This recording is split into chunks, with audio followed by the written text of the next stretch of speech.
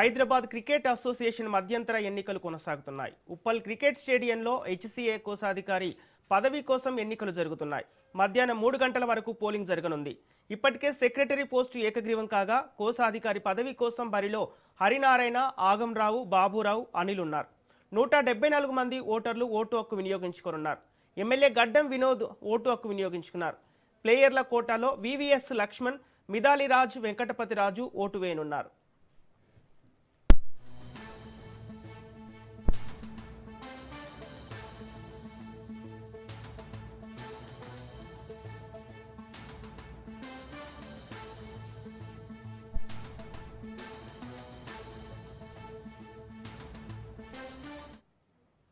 Hyderabad cricket association మధ్యంతర ఎన్నికలు కొనసాగుతున్నాయి. ఉప్పల్ క్రికెట్ స్టేడియంలో హెచ్సీఏ కోశాధికారి పదవి కోసం ఎన్నికలు జరుగుతున్నాయి. మధ్యాహ్నం 3 గంటల వరకు పోలింగ్ జరగనుంది. ఇప్పటికే సెక్రటరీ పోస్టు ఏకగ్రీవం కాగా కోశాధికారి పదవి కోసం బరిలో హరినారాయణ, ఆగంరావు, బాబురావు, అనిల్ ఉన్నారు.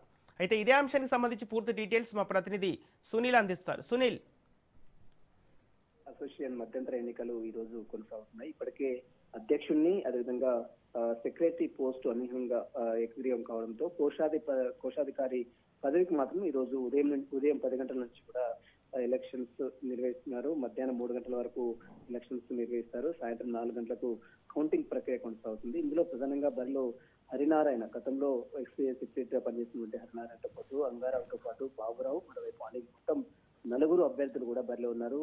ఎన్నికల్లో మొత్తం 174 మంది ఓటర్లు తమ ఓటు హక్కును కూడా వినియోగించుకునే అవకాశం ఉంది. ఇందులో దాదాపు ప్లేయర్లు, సీనియర్ ప్లేయర్లు వివిఎస్ లక్ష్మణ్ కావచ్చు, మిథాలీరాజ్ కావచ్చు, వెంకటపతిరాజు కావచ్చు, చాలా మంది ప్లేయర్స్ తో పాటు కొంత అసోసియేషన్ క్లబ్స్ అందరూ కూడా ఈ ఎన్నికల్లో పార్టిసిపేట్ చేసే అవకాశం ఉంది. ఉప్పల్ స్టేడియం దగ్గర దాదాపు 10 గంటల నుంచి సాయంత్రం 3 గంటల వరకు ఎలక్షన్స్ కండక్ట్ చేస్తారు. సాయంత్రం 4 గంటలకు కౌంటింగ్ ప్రక్రియ అనేది కొనసాగుతుంది. ఇప్పటికే చాలా మంది ఈ ఓటర్స్ తమ ఓటు హక్కును కూడా వినియోగించుకున్నారు.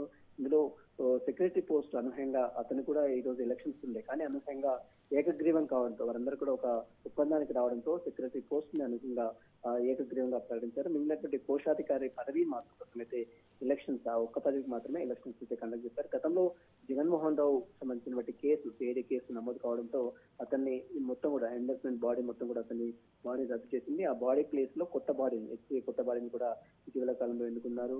ఇందులో అధ్యక్షుడుగా ఎస్పీ అధ్యక్షుడు అమర్నాథ్ ని నియమించిన తర్వాత మిగిలినటువంటి కొన్ని స్థానాలకు మాత్రం ఎలక్షన్స్ అయితే కండక్ట్ చేస్తున్నాయి. ఇందులో ప్రధానంగా ఈ రోజు కోశాధికార పదవికి మాత్రం ఎలక్షన్స్ అయితే కొనసాగుతున్నాయి. Okay, right, thank you Sunil.